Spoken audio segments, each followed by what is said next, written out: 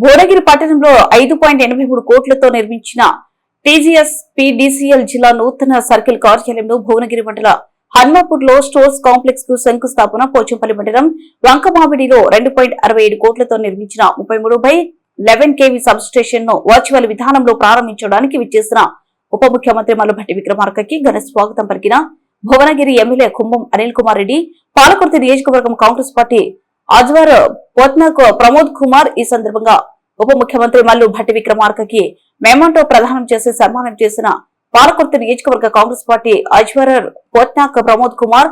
ఈ కార్యక్రమంలో ఎమ్మెల్యే కుంభం అనిల్ కుమార్ రెడ్డి మాట్లాడుతూ ఈ రోజు జిల్లాలో 10 కోట్లకు పైగా అభివృద్ధి కార్యక్రమాలు ప్రారంభమయ్యాయి. మరో 8 సబ్ స్టేషన్లు మంజూరు అయ్యాయి. త్వరలో అవి ప్రారంభం అవ్వనున్నాయి. బట్టి మన జిల్లాలో పాదయాత్ర చేశారు. ఈ రోజు ప్రజాపాలన సాధ్యమయ్యాయి. ఈ కార్యక్రమంలో ప్రమోద్ కుమార్ మాట్లాడుతూ వ్యవసాయానికి ఉచిత విద్యుత్ అందించిన ఘనత కాంగ్రెస్ ప్రభుత్వానిదేనని, దివంగత ముఖ్యమంత్రి వైఎస్ఆర్ తీసుకున్న నిర్ణయం రైతాంగానికి చారిత్రాత్మక మద్దతుగా నిలిచిందన్నారు.